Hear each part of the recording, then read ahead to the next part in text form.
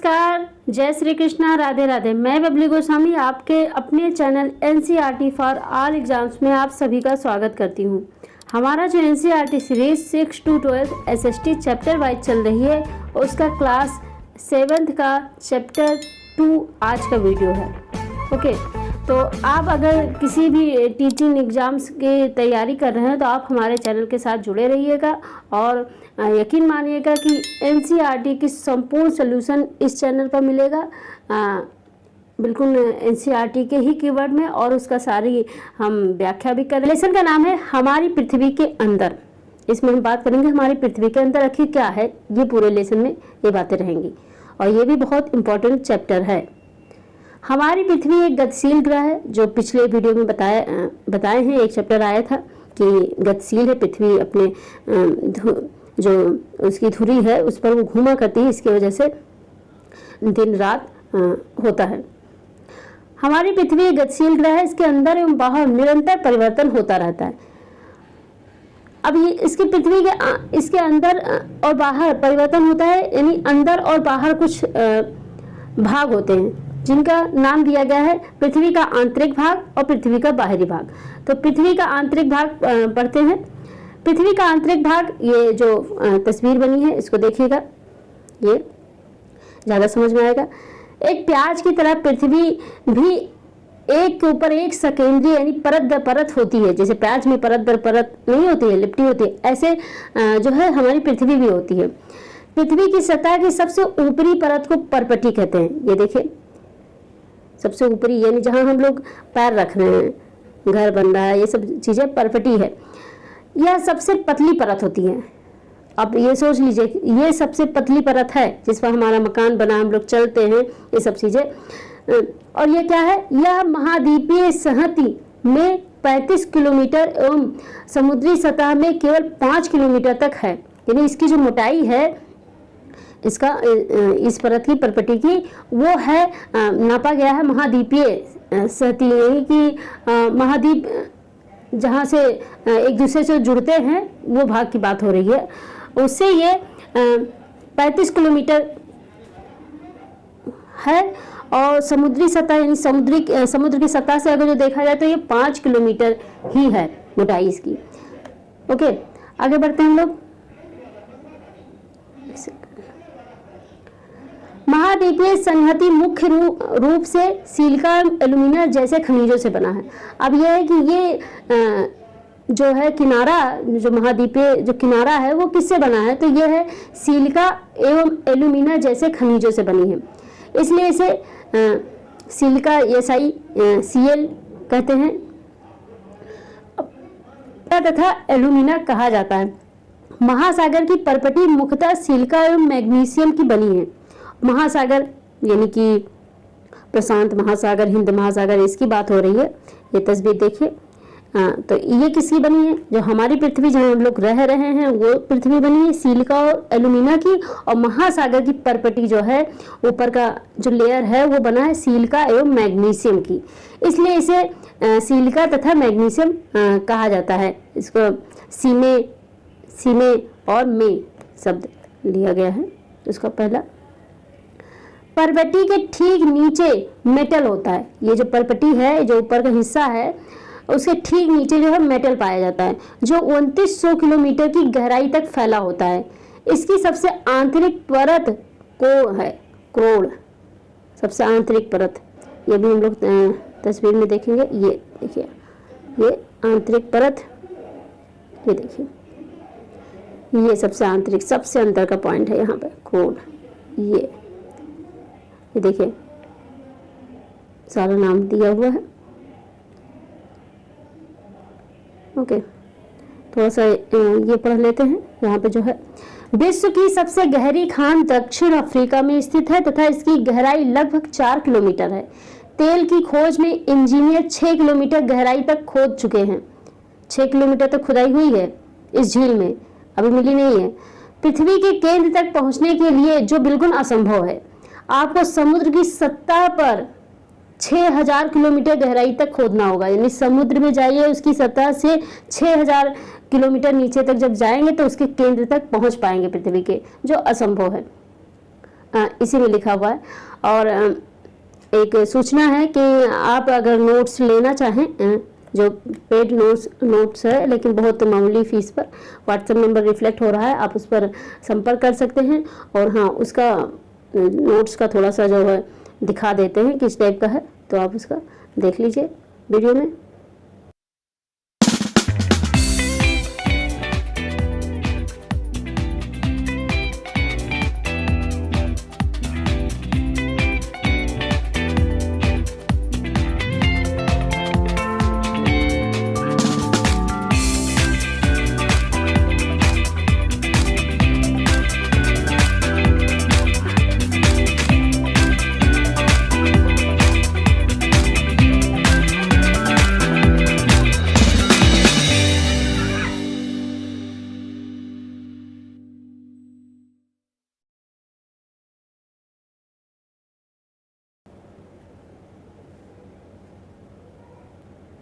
Okay, आगे बढ़ते हैं। आंतरिक परत क्रोड, अब इसकी त्रिज्या कितनी है, ये जो अभी बताया गया था, इसकी त्रिज्या कितनी है, ये जो केंद्र से परिध तक की दूरी कितनी है उसी को त्रिज्या बोलते हैं। तो इसकी त्रिज्या लगभग 3500 किलोमीटर है। यह मुख्यतः निकल एवं लोहे की बनी होती है। ये निकल और जो लोहे की बनी हुई है इसकी जो त्रिज्या है, तथा इसे निकिल तथा फेरस कहते हैं।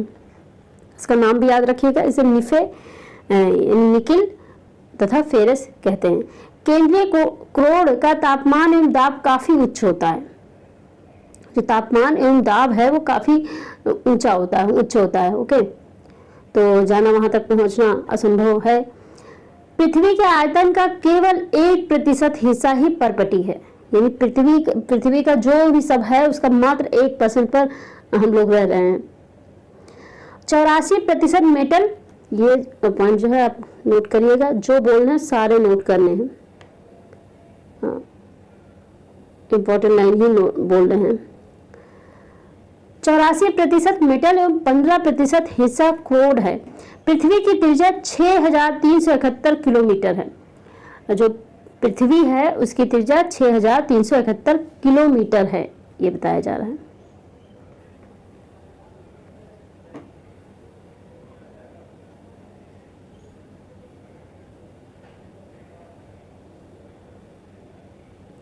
शैल एवं खनिज, इसके बारे में पढ़ते हैं। शैल और खनिज, इससे जुड़ा क्वेश्चन भी आता है अक्सर। पृथ्वी की परपटी अनेक प्रकार के शैलों से बनी है। पृथ्वी की परपटी बनाने वाले खनिज पदार्थ के किसी भी प्राकृतिक पिंड को शैल कहते हैं। अब शैल किसे कहते हैं ये देख लीजिए, ये पॉइंट भी नोट करिएगा। पृथ्वी की परपटी यानी ऊपरी हिस्सा बनाने वाले खनिज पदार्थ के किसी भी प्राकृतिक पिंड को शैल कहते हैं। और यह पृथ्वी जो अनेक प्रकार के शैल से बनी हुई है। शैल विभिन्न रंग, आकार एवं गठन की हो सकती हैं।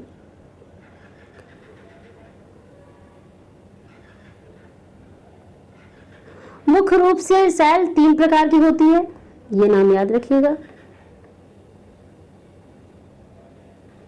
आग्नेय शैल और सादी शैल, इंग्लिश में भी नाम लिखा हुआ है। सेडिमेंट्री, और याद भी रखना दोनों, क्योंकि पेपर में हो सकता है हिंदी नाम ही ना आए हिंदी मीडियम वालों के लिए, और इंग्लिश नाम ही दे दें। ओके, कायांतरित शैल यानी मेटामॉर्फिक शैल, द्रवित मेग्मा ठंडा होकर ठोस हो जाता है।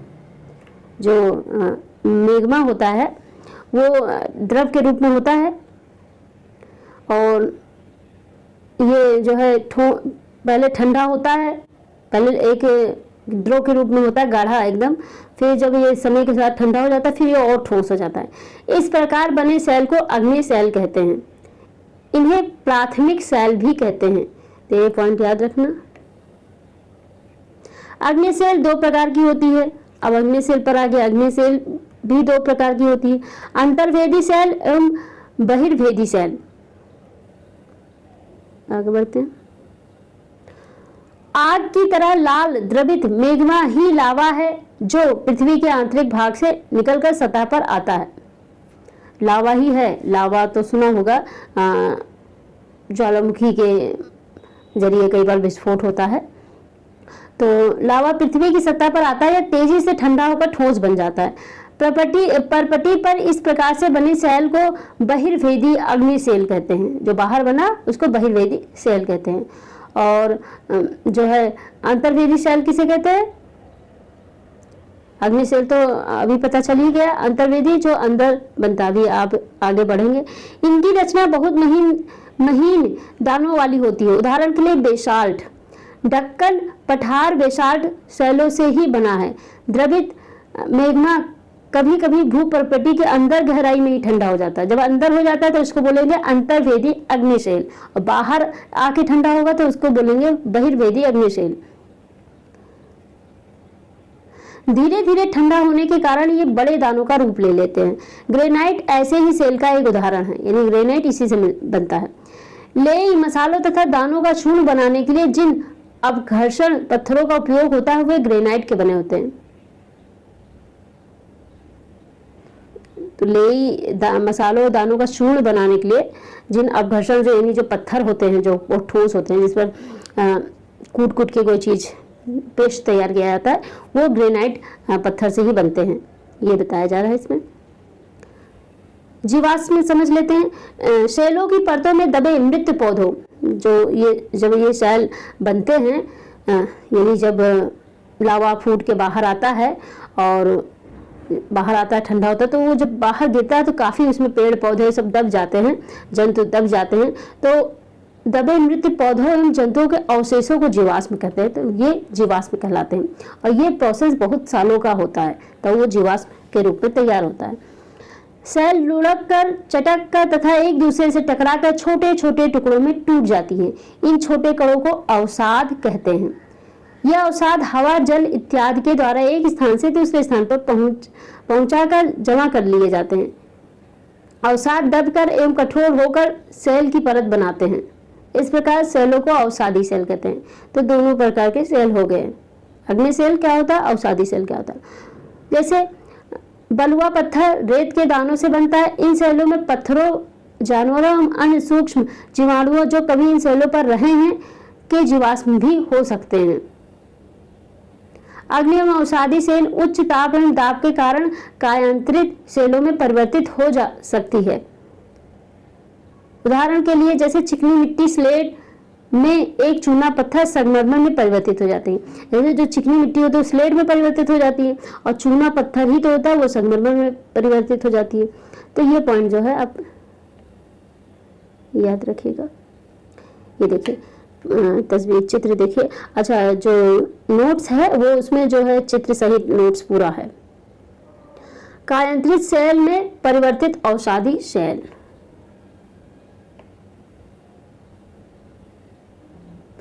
सेल हमारे लिए उपयोगी है। क्यों? कठोर सेलों का उपयोग सड़क, घर एवं इमारत बनाने के लिए किया जाता है। पत्थरों का उपयोग कई खेलों में करते हैं। जैसे 7 पत्थर पिट्ठू कोई खेल होता है। ये कोई मतलब पूछा नहीं जाएगा कॉम्पिटिटिव एग्जाम्स में, लेकिन जो और भी बच्चे देख रहे हों वीडियो पढ़ने वाले 6th 7th वाले ही हों वो देख सकते हैं। और एक है स्टापू द किट किट, 5 पत्थर एक कोई खेल होता है, वैसे मैंने नहीं खेला है। आप आगे होकर दादा दादी से पूछिएगा कैसे क्या होता है। लाल किला लाल बलुआ पत्थर से बना है, तो ये याद रखिए कि किससे बना है। लाल किला जो है लाल बलुआ पत्थर से बना है और ताजमहल सफेद संगमरमर से बना है। किन्हीं निश्चित दशाओं में एक प्रकार की सेल चक्रीय तरीके से एक दूसरे में परिवर्तित हो जाती है। एक सेल होती है जो दूसरे सेल में परिवर्तित हो जाती है एक निश्चित समय पर, यानी अग्नि है तो अवसादी, अवसादी तो अग्नि में परिवर्तित हो सकती है। एक सेल से दूसरे सेल में परिवर्तित होने की इस प्रक्रिया को सेल चक्र कहते हैं। वो भी इस चित्र के माध्यम से समझेंगे। द्रवित मेग्मा ठंडा होकर ठोस अग्नि सेल बन जाता है। यह अग्नि सेल छोटे छोटे टुकड़ों में टूटकर एक स्थान से दूसरे स्थान पर स्थानांतरित होकर अवसादी सेल का निर्माण करते हैं। ताप एवं दाब के कारण ये अग्नि एवं अवसादी सेल कायांतरित सेल में बदल जाते हैं। अत्यधिक ताप एवं दाब के कारण कायांतरित सेल पुनः पिघलकर द्रवित मेग्मा बन जाती है। यह द्रवित मेग्मा पुनः ठंडा होकर ठोस अग्नि सेल परिवर्तित हो जाती है। ये देखेंगे, देखिए मेग्मा है एक द्रव की तरह होता है, तो ये ऐसे इसको समझे। ये मैग्मा है, तो यहाँ से गया ये अग्निसेल बना ठंडा होकर।